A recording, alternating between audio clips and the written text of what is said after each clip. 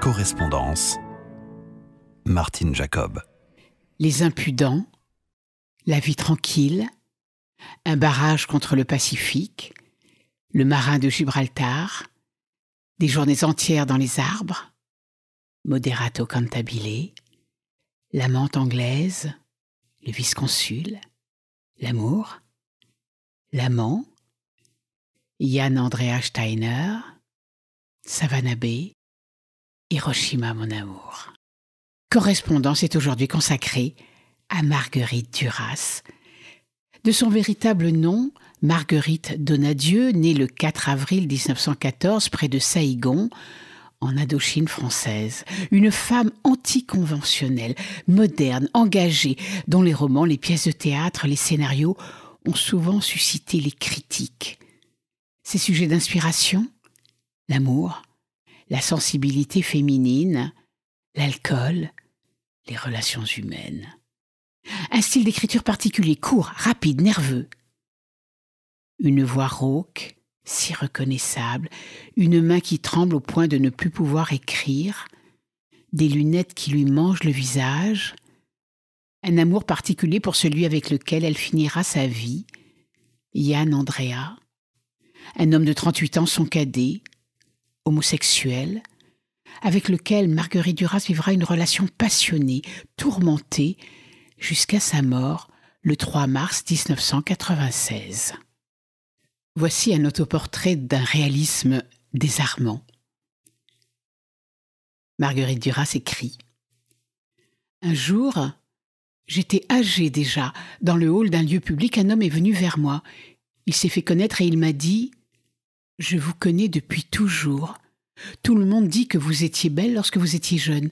Je suis venu pour vous dire que, pour moi, je vous trouve plus belle maintenant que lorsque vous étiez jeune. J'aimais moins votre visage de jeune femme que celui que vous avez maintenant, dévasté. Je pense souvent à cette image que je suis seule à voir encore et dont je n'ai jamais parlé. Elle est toujours là, dans le même silence, émerveillante. C'est entre toutes celles qui me plaît de moi-même, celle où je me reconnais, où je m'enchante. Très vite dans ma vie, il a été trop tard. À 18 ans, il était déjà trop tard. Entre 18 et 25 ans, mon visage est parti dans une direction imprévue. À 18 ans, j'ai vieilli. Je ne sais pas si c'est tout le monde, je n'ai jamais demandé. Il me semble qu'on m'a parlé de cette poussée du temps qui vous frappe quelquefois alors qu'on traverse les âges les plus jeunes, les plus célébrés de la vie. Ce vieillissement a été brutal. Je l'ai vu gagner un à un mes traits, changer le rapport qu'il y avait entre eux, faire les yeux plus grands, le regard plus triste, la bouche plus définitive, marquer le front de cassures profondes. Au contraire d'en être effrayée, j'ai vu s'opérer ce vieillissement de mon visage avec l'intérêt que j'aurais pris par exemple au déroulement d'une lecture. Je savais aussi que je ne me trompais pas, qu'un jour il se ralentirait et qu'il prendrait son cours normal. Les gens qui m'avaient connue à 17 ans lors de mon voyage en France ont été impressionnés quand ils m'ont revue. 2 ans après, à 19 ans, ce visage-là, nouveau, je l'ai gardé. Il a été mon visage. Il a vieilli encore bien sûr, mais relativement moins qu'il n'aurait dû. J'ai un visage lacéré de rides sèches et profondes, à la peau cassée. Il ne s'est pas affaissé comme certains visages à traits fins. Il a gardé les mêmes contours, mais sa matière est détruite. J'ai un visage détruit. Voici une lettre d'amour au style précieux et délicat dans lequel Marguerite Duras excellait. Nous sommes dans les années 30. Toi. Jamais ce mot ne m'a semblé plus près de l'infini tant il renferme de choses vastes dans sa substance contractée. Aussi, puisqu'il a le caractère exceptionnel d'être un signe entre nous, je me permettrai de ne pas le subordonner aux choses de la grammaire et ceci vous expliquera et me fera sans doute pardonner mon vouvoiement. Je désirerais que cette lettre soit sans origine. Hélas, L'arrivée dont je ne préjugerai pas à tort m'oppresse et m'indique bien que je ne suis plus là. L'état mauvais, presque lamentable de ma grand-mère, l'idée d'un transport dans une clinique à un âge où la seule lutte pour la vie consiste à vouloir mourir chez soi, ne crée pas l'atmosphère qui conviendrait à ce rapide monologue dont le plus grand mérite est de pénétrer chez vous. Mais alors je vous dirai l'estime et le prix que je porte à la vraie joie qu'à travers tout cela, j'éprouve à m'approcher de vous.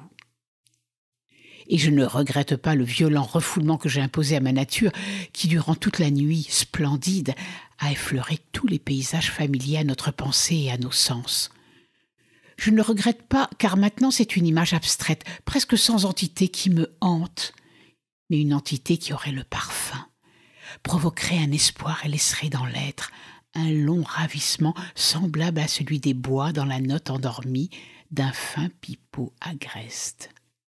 Car c'est toujours à elle et à la musique qui nous a trouvés, auprès d'elle, semblables à deux prismes violents, la lumière blanche a jailli après nous en un arc-en-ciel, la corde vibrante sous un mât a déchaîné à travers nous la puissante source d'une symphonie. Tout ceci, merveilleusement, car l'intensité de la joie ou de la douleur était égale. Une est brûlée de se fondre en un être, et il ne doit pas y avoir de dualité dans les joies semblables. Et comment, après cela, un autre toi n'aurait-il pas tressailli devant cette aube où il vivait avec vous? Jamais le rêve ne m'avait paru aussi largement sensuel, dans le val un peu féerique de son caprice triomphant. Il offrait comme une chair la plénitude de sa masse vivante dans les contours incertains, et c'eût été là, pour vous, je pense, un inexprimable plaisir. Mais sur tout cela, vous jetez le long voile de votre présence chère, et la nature elle-même, sans doute mystérieusement attirée, se pare d'une attitude presque luxueuse, et à travers vous, cela ne semble pas contraire à son état. Mais comment n'en serait-il pas ainsi dans ces paysages que vous avez aimés, puisqu'aussi bien la rue Chaumel à la pompe discrète s'anime sous le pas furtif et frémit d'un geste cinglant. Car le rêve avait transporté les choses, au point où je désirais vous retrouver ici, partout, à travers les symboles naturels. Et pourtant, vous cacherai-je mon inquiétude à risquer d'arriver au point le plus décisif du calcul des probabilités? Mais ne vous fâchez pas de cela, car vous savez ma folie à me persécuter. Et il est tellement stupide de ma part d'agir ainsi quand le soir tombe et que le geste terrible va s'accomplir, de clore ma lettre, que vraiment vous m'excuserez. Vous le ferez car le lutin a cessé de badiner. La petite viole va se taire. Au petit matin, elle reprendra sa ritournelle qui sera pour vous la plus suave qu'elle sache grincer. Il vous éveillera douloureusement d'un rêve fantastique, et quand il reconnaîtra votre regard, doucement il s'en ira. Mais il vous fera encore signe, et il murmurera quelque chose. Mais les gens ne croient pas qu'il parle d'amour. Marguerite Duras. Hello, darkness, my old friend. I've come to talk with you again, because a vision softly creeping left its seeds while I was sleeping, and the vision that was planted in my brain still remains within the sound of silence. And instantly I walk alone, narrow streets of cobblestone, neath the halo of a street lamp. I turn my collar to the cold and damp, when my eyes were stared by the flash of a neon light that split the night and touched the sound of silence. And in the naked light I saw 10,000 people, maybe more, people talking without speaking, people hearing without listening, people writing voices never share, and no one dare disturb the sound of silence. Fool, said I, you do not know. Silence like a cancer grows. Hear my words that I might teach you. Take my arms that I might reach you. But my words like silent raindrops fell. Rolled in the wells of silence. And the people bowed and prayed to the neon god they made. And the sign flashed its warning in the words that it was forming. And the sign said the words of the prophets are written on the subway walls and tenement halls, and whispered in the sound of silence.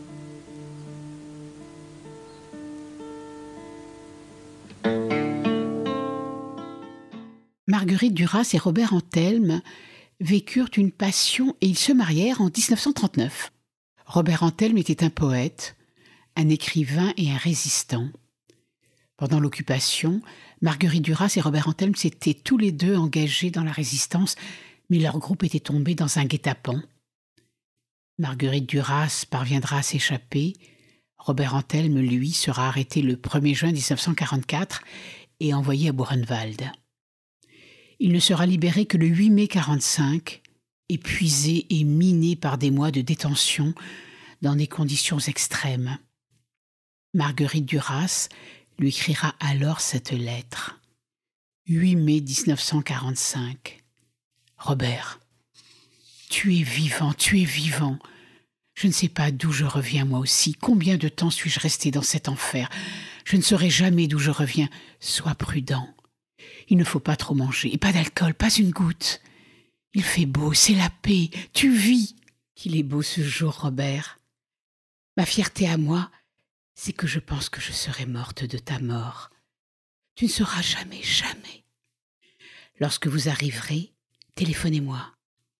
Il me semble que je ne puisse plus attendre, que j'arrive au bout de mes forces. Marguerite. En 1980, Marguerite Duras accueille sous son toit un jeune étudiant en philosophie, Yann Lemay, qu'elle rebaptisera Yann Andrea. Elle tombe amoureuse à 66 ans de cet homme qui non seulement n'a pas encore 30 ans, mais qui est homosexuel. Un amour compliqué, mais qui résistera au temps et à la sexualité impossible. Voici une lettre très émouvante dans laquelle Marguerite Duras revient sur leur rencontre et leur histoire. Yann Andrea. J'ai rencontré cet été quelqu'un que vous connaissez. Jean-Pierre Seton, nous avons parlé de vous. Je n'aurais pas pu deviner que vous vous connaissiez. Et puis après, il y a eu votre mot sous ma porte à Paris, après le navire Night. J'ai essayé de vous téléphoner. Et puis il y a eu votre lettre de janvier. J'étais encore une fois à l'hôpital, de nouveau malade de je ne savais plus bien quoi. On m'a dit empoisonné par de nouveaux médicaments dits antidépresseurs. Toujours ce refrain-là. Ce n'était rien. Le cœur n'avait rien. Je n'étais même pas triste. J'étais au bout de quelque chose, c'est tout. Je buvais encore, oui, l'hiver, le soir. Depuis des années, j'avais dit à des amis de ne plus venir en week-end. Je vivais seule dans cette maison de Naufle, où on pouvait vivre à 10 personnes, seule dans 14 pièces. On prend l'habitude de la résonance. Voilà. Et puis une fois, je vous avais écrit pour vous dire que je venais de finir le film qui avait pour titre « Son nom de Venise dans Calcutta désert ». Je ne sais plus très bien ce que je vous en disais. Sans doute que je l'adorais comme j'adore presque tous mes films. Vous n'avez pas répondu à cette lettre. Et puis il y a eu les poèmes que vous m'avez envoyés, dont certains m'ont paru très beaux, d'autres moins. Et cela, je ne savais pas comment vous le dire. Voilà, oui. Que c'étaient vos lettres qui étaient vos poèmes. Vos lettres sont belles, les plus belles de toute ma vie, il me semblait. Elles en étaient douloureuses. Je voulais vous parler aujourd'hui. Je suis un peu convalescente, mais j'écris, je travaille. Je crois que le deuxième Auréla Steiner a été écrit pour vous. Une autre lettre à Yann Andrea. Yann, je suis levée depuis 5h30 du matin. Je dormirai dans l'avion. Je suis très troublée parce que je ne sais pas ce que vous me reprochez exactement. Je ne peux quand même pas me taire ou cacher ma position sur la pédérastie. Pourquoi le ferais-je ? Vous n'êtes pas à vous seul la pédérastie. Vous me la renvoyez beaucoup plus violemment encore. Je n'existe plus, je suis niée au plus profond de moi-même. Je me sens coupable de tout. De faire le poulet au curry hier soir, de m'approcher de vous. Je ferme la porte de ma chambre la nuit, parce que si je la laisse ouverte, vous allez croire que... Ne craignez plus rien dans ce sens, ma demande n'existe plus à ce niveau-là. Vous êtes quelqu'un de différent. Nous sommes différents dans la plus grande des différences, celle de la sexualité. Je le sais totalement depuis 8 jours, depuis que vous l'avez déploré et que vous vous en soyez plaint auprès de vos amis à Naufle-le-Château. Oui, je vous aimerai toujours, j'ai peu à vivre, certes, mais l'amour de vous occupera ce dernier temps tout entier. Je l'espère de toutes mes forces. Je ne sais pas ce que nous allons devenir avec entre nous cette nuit infranchissable dressée par votre pédérastie. Je n'ai rien à opposer à son atroce verdict, rien. Rien. Alors, est-ce qu'une vie commune peut s'installer entre nous dans ce cas ? Je ne la vois pas. Je ne peux pas. Tous mes livres le crient, séparer l'amour et le désir. Vers quelles eaux tièdes de l'horrible tendresse allons-nous ? Enfin, nous verrons bien. J'essaierai de vous téléphoner de Taormina. Marguerite.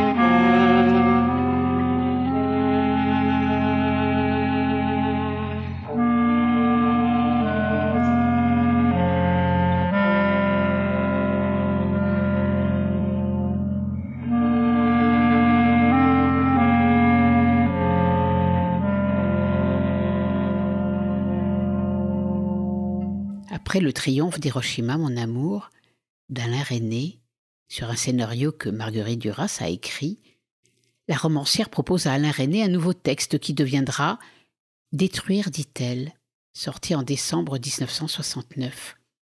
Et en définitive, Alain Resnais refusera le scénario et c'est Marguerite Duras qui le réalisera elle-même. 29 janvier 1969. Lettre de Marguerite Duras à Alain Resnais. Cher Alain, bon, ça veut dire qu'on ne fera plus rien ensemble. J'aurais bien aimé que vous sortiez du rapport passionnel à mon égard cette fois. Vous refusez encore. Vous avez à la fois envie et horreur de cette idée.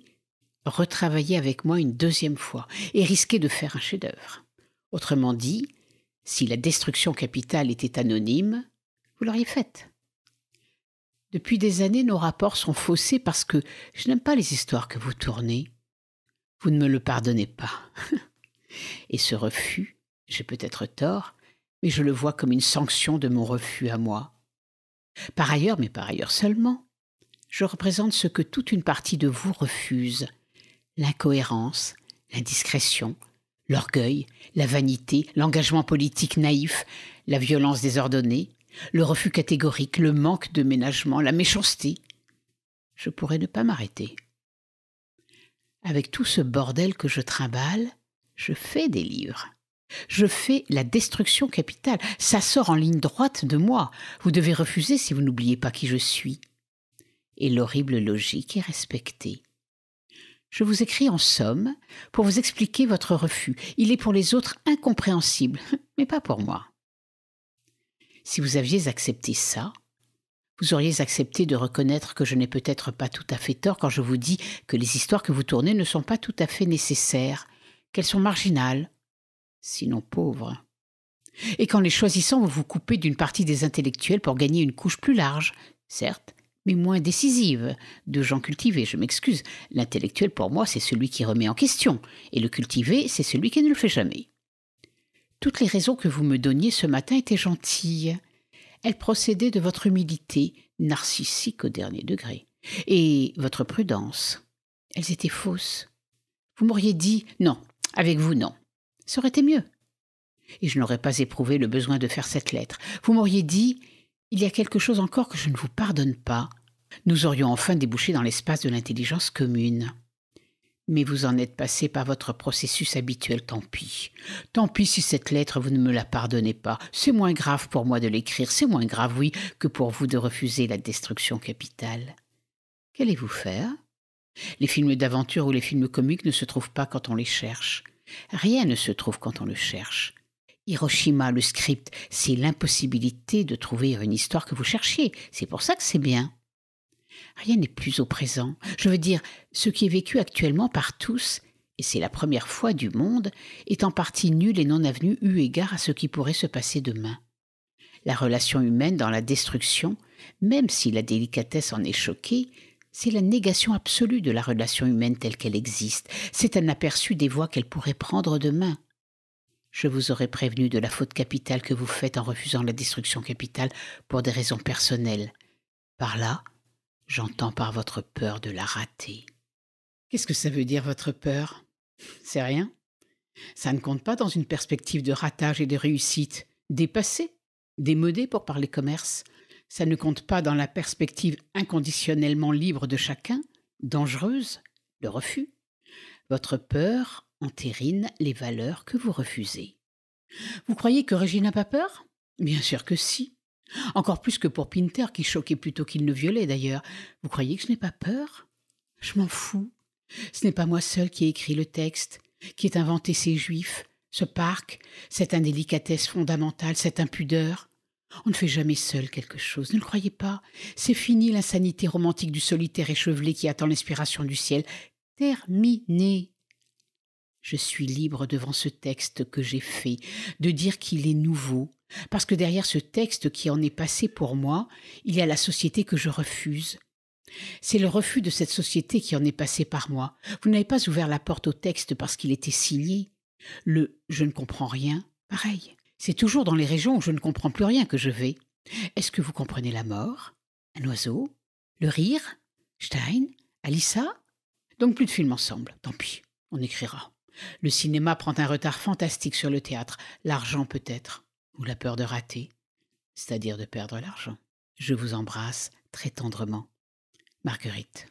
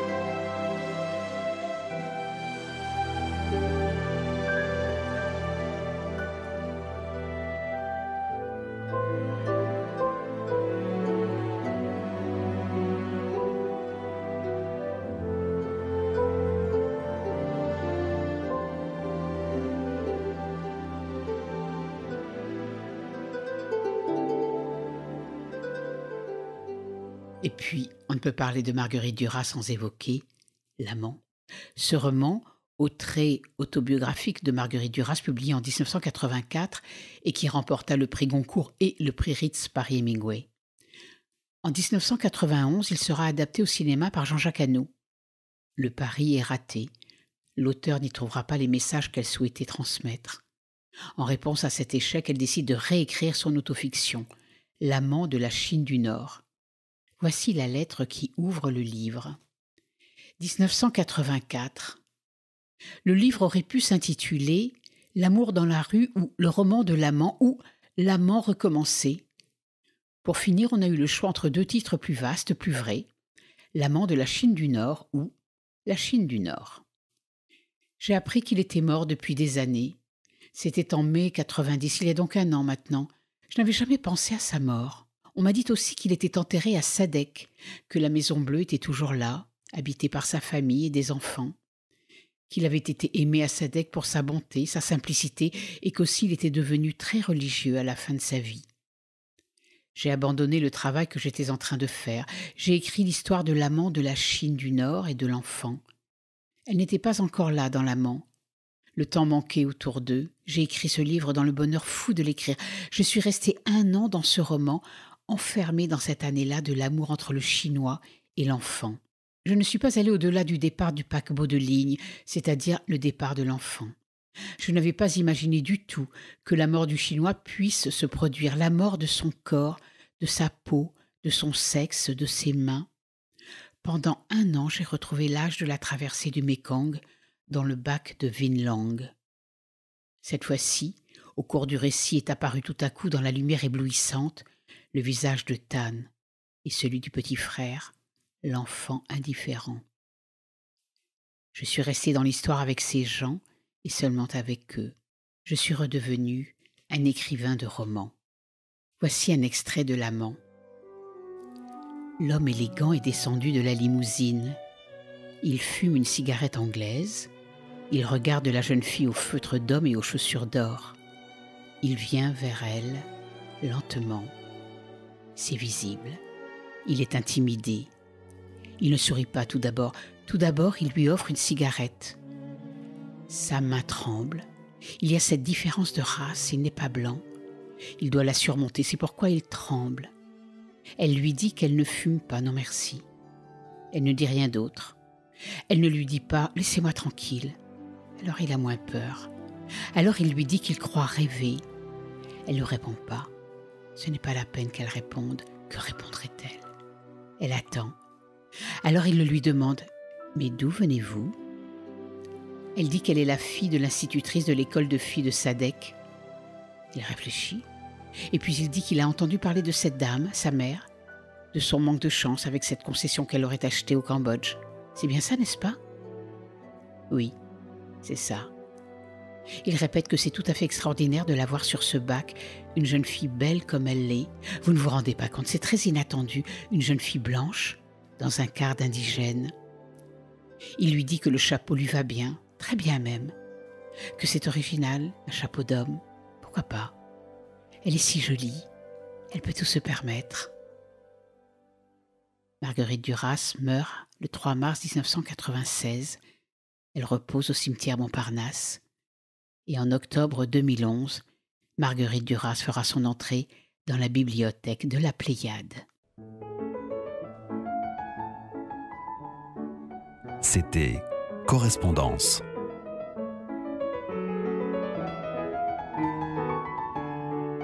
Une émission préparée et présentée par Martine Jacob.